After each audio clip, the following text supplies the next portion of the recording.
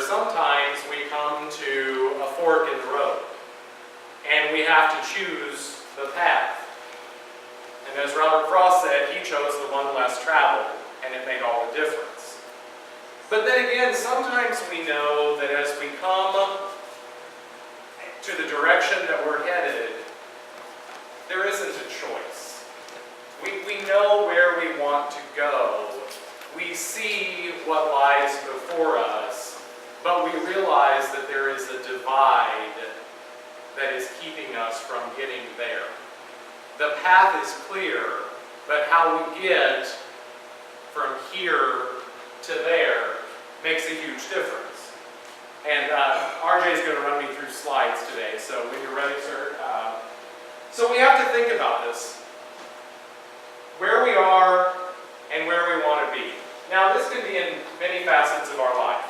This can be personally, professionally, spiritually. But something is always propelling us forward, but yet we sometimes find ourselves at the precipice, looking down and wondering, how will I find my way across? And so when that happens, we have to consider a few things. What does it take to move us across? How do we get from here to there? Well, sometimes it's about what we learn. It's something we learn about ourselves, perhaps. Maybe it's a skill that we need time to master. Maybe it's a chance to take a look at the world around us and to learn from others as we make our journey. And that can move us across. Other times, maybe it's what we bring with us. We're not ready to bridge the divide, to make the gap, until we have everything we need to move us forward. And again, we spend time building those resources, finding our way across. Sometimes it's our perspective. Sometimes we look at the divide to where we're going and we say, that's much too far. It's way too far down, too deep. I couldn't possibly make my way across right now. And we take steps backward. Sometimes it's waiting for someone who's there to help us, because we can't make that part of the journey alone. And that can be difficult. You can spend time wondering, when will that person or people be there that will help me find my way across? But patience is a virtue, and waiting pays off. But sometimes we don't advance towards where we want to go. In fact, we can even sabotage ourselves and push us farther from the goal, farther from where we want to be. Sometimes that's out of fear. Sometimes we know so desperately what we want and where we need to go. But fear is our greatest obstacle. And it holds us back. It keeps us farther and farther from the ledge that we need to instead find our way across, as opposed to back away from time and time again. Sometimes we make poor choices.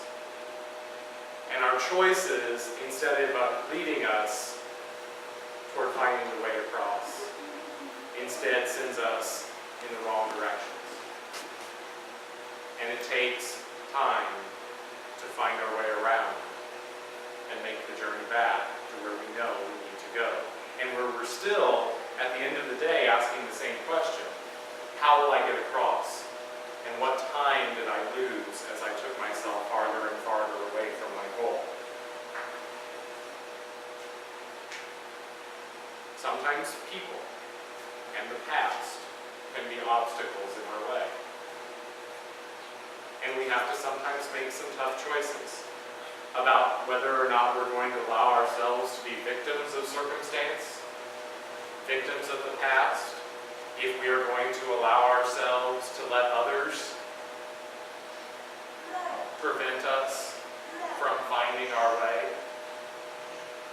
And that can be a very costly decision, and it can have some very immediate short-term impact that can be very, very significant in your life.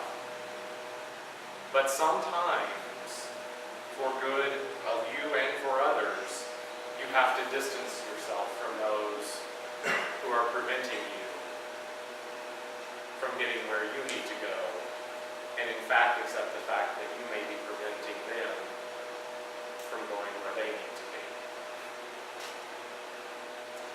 And sometimes we don't go across because we know we can't do it alone, but yet we're afraid to invite others to go with us, to seek the help of others, to make our way from where we are to where we want to go. And what's most interesting about all of this is that in many instances, even when we least expect it, we can be responsible for helping others to find their way where they need to go, to be a part of that process for them, to be the link that takes them from here to there, to help them walk the walk as we stand beside them. So I'll tell you a story. RJ, just one click, please. There are two brothers, both farmers, who spent 40 years living together, working together, sharing a piece of land. But over time, their little squabbles turned into bigger arguments and bigger fights. And finally, one day, it came to near blows in a conversation. And they both stormed off, saying that they would never have anything to do with the other again. And just to be spiteful, the younger of the two brothers decided to take a bulldozer to the land. And where the river levee was, he dug a deep and wide creek to separate his land from his brother's. So one day, the older brother woke to a knock on his door. He came to the door and he answered, and there was a carpenter standing at his door, tools in hand, and he said, "Sir, I'm here and I'm looking for work. I was hoping you might have something that I could do here on your farm." And the older brother said, "Yes, in fact I do." He said, "Come look with me." And they walked outside, and he said, "Do you see that creek that's running here? That didn't used to be here. My younger brother down the road built this creek to divide our land. You see, we don't get along anymore. We don't have anything to do with each other because of the way he's treated me. And he built this creek to make sure that I wouldn't cross to his land and he wouldn't come to mine. So I've got one better. I need your help. You see that lumber over there? I want you to build a fence. I want an 8-foot high fence all along the creek because I don't want to even see my brother's land anymore, and that will show him. He may have built the creek, but I'll build the fence." So the carpenter said, "Fine, I'll take the work." He said, "Could you just show me where I can find some nails and a post hole digger, and I'll be on my way to start my work." So the farmer showed him, and a little bit later the farmer walked out and was getting ready to go to town for the day to pick up supplies, and he left the carpenter busy sawing and hammering and preparing for his work. And when he came back that evening, fairly late, he walked up to his land and he looked across, and where he expected to see a fence, he found the most beautiful bridge built across the creek. And as he walked closer, he saw the carpenter, and on the other side of the bridge, walking toward, he saw his younger brother. His younger brother stepped up to the middle of the bridge and said, "Oh, my brother, my friend, you built this bridge because of the creek I built between us. Please forgive me for what I've done." And as the two brothers met on the bridge, they heard the carpenter at the side, and the older brother turned and said, No, please don't go. There's more work for you here if you'll stay." And the carpenter said, "I'm sorry, I need to go. I have other bridges to build."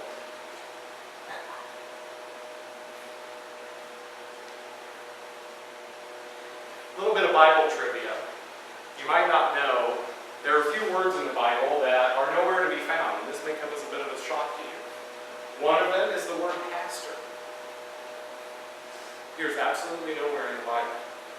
And it's interesting as I go through this list, the reason that I kept these ideas as I was building this message is because I think a lot of what you'll see on this list speaks to our church, speaks to the root and the core of why we're here, and what's most important and what isn't important as you look at some of the words that, in fact, as you might be surprised, don't appear in our Bible. The next one, pulpit. Another, service, as in a church service. Yet one more, interestingly enough, Trinity. Doesn't appear anywhere in the Bible. But the one that caught me that I thought was most interesting as I was putting this together, and it's amazing what the internet can do now. You know, a couple of quick typings and you can search any theme you want in the Bible and it'll pull things up automatically. And as I was thinking about the story of the bridge, I thought, oh, how perfect. Let's see what the Bible has to say about bridges. And you know what? There is no reference to the word bridge anywhere in the Bible. And so I started thinking about that, and I thought, no, there's got to be something more here. Because if in fact we think about life as a journey, and we think about making our way from where we are to where we want to be, is that not so much the story of our lives through the church and through God's love, from taking us from where we were to where we needed to be? And yet, with all the metaphors and the beautiful language that appears in the Bible, there is no reference to a bridge. So I kept thinking, there's got to be something here. And funny enough, Amy and I were on the road last Monday evening. We went to St. Louis. We had tickets to see a show. I'm a big musical theater fan, and I've managed to recruit Amy along the way. So we were on our way to see a show, and we took one of the new bridges. In fact, it's the brand new suspension bridge that they just built in St. Louis not too long ago, and kind of redid. And we were headed across the bridge, and we went to see this show. It's about 18 years old, and it's set at the beginning of the 20th century. And it tells a story of three distinct groups of people at the beginning of the 20th century, the early 1900s. It tells a story about a white, somewhat aristocratic, well-to-do white family that everything and anything that was supposed to be perfect for them at the time was. And it tells the story of a young African-American couple who have just had a child, and it tells the story of an immigrant family who's making a father and a daughter who have made their way to America to seek out good fortune and better lives. And as I was thinking about it, as we crossed that bridge on the way home, I thought about the story, and each one of those families, each one of those groups of people had an experience moving forward. They had a journey. Something brought them from where they were to where they ended up by the time we left the show. Their lives changed. They moved from where they were to where they needed to be. And so I thought, then that's a bridge. But then there are lots of examples of bridges. Musically, for example, a bridge takes two dissimilar parts of music and bridges them, brings them together, right? Connects two parts of a song. But yet, no references to bridges anywhere in the Bible. So I started thinking, well, maybe there's more to this, because there are plenty of references to bridges in things that have strong, deeply religious sentiments. And so one of the first ones that came to mind was a book that I read in high school that I had almost forgotten about until I was doing the message today. So I don't know if any of you are familiar with this book, but Thornton Wilder, great American author, he also wrote the play Our Town, which is performed all over the world. It tells the story in 3 acts of childhood, marriage, and death. And again, a journey, moving from one point to the other. But he wrote this book, won the Pulitzer Prize in 1928, and it tells the story of an Incan bridge in Peru that collapses. And a Franciscan monk witnesses the collapse of this bridge. And there are 5 people on the bridge when it collapses, and all 5 fall to their deaths. And he begins to set out trying to figure out why all 5 of them, who he comes to find out actually had some very unique interconnections in their lives, although they're dramatically different people. How was it that they all ended up on the bridge at the same time? How was it that that's where they were supposed to be?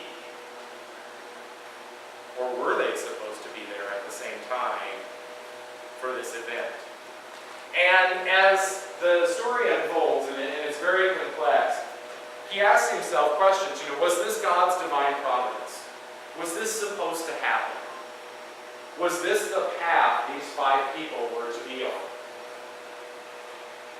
And at the very end, the bridge becomes a metaphor. One of the family members who survives has the last line in the book. And what she says is what's there in orange. There is a land of the living and a land of the dead. And the only bridge is love. The only survival and the only meaning. So if bridges appear in literature, if bridges tell us a story that connects us from point A to point B in love, then isn't it strange that there isn't any reference to bridges in the Bible? So again, I kept thinking about it, and I thought, maybe there's something there that I'm missing. So I stopped trying to be so literal. I stopped trying to look for a bridge in the most concrete sense, and instead started to think about bridges in much more powerful and deeply spiritual meaning.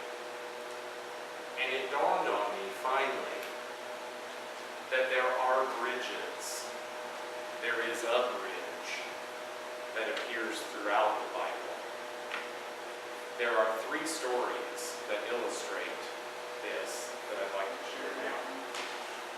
So most of you know all 3 of these, I'm sure, that Saul of Tarsus, who becomes the Apostle Paul,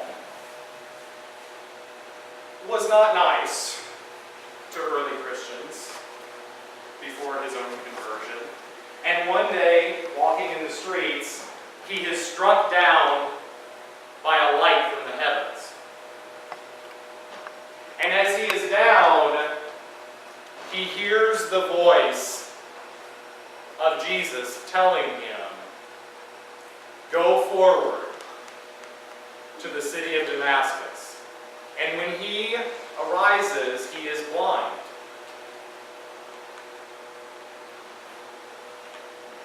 And he says to him, "Now get up and go into the city, and you will be told what you must do." At the same time, Ananias in Damascus hears a voice from the heavens that tells him that he has the power to heal Saul when he arrives. And at first he's very confused by this, because he says, no, you know the horrible things that Saul has done to our people. Why would I do this? But he goes forward because he believes the word of the Lord. says to Saul, Jesus, who has appeared to you on the road as you were coming here, has sent me, so that you may see again and be filled with the Holy Spirit. And Saul regained his sight and became a messenger of our Lord. He was taken from where he was to where he needed to be. Peter witnesses Jesus walk on water, and he wants to join him. And Jesus says, "Come forward." And as he starts out into the water, he becomes afraid, and he begins to sink. And as he does, he cries, "Lord, save me." And Jesus reaches out his hand and catches him and pulls him back above the water and helps him make his way across. And the last story, which I know we've talked about on several different occasions, when Jesus encounters the adulteress,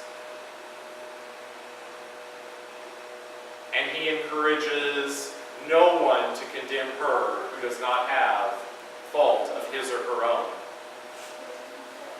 And he releases her. He says to her, "I am the light of the world. He who follows me will not walk in the darkness, but will have the light of life. Go forth and sin no more. I am sending you from where you were to where you need to be."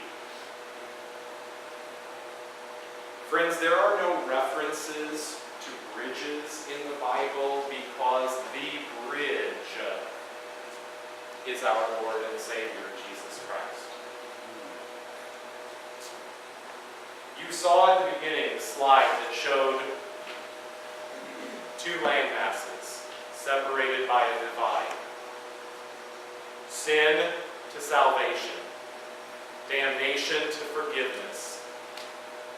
Jesus provides us the way from where we are to where we need to be, because Jesus has given us a way across. I am the way and the truth and the life. No one comes to the Father except through me. Our bridge, our way across, came when our Savior died for us.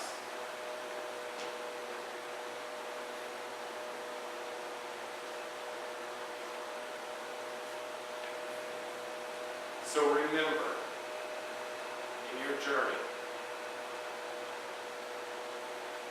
if you face challenge, if you need time to make your way from where you are to where you want to be, if you need the help of others, if you can be a help to others, the most important thing to remember is that you will not make your journey alone. You have a way through our Lord Jesus Christ. How we find our way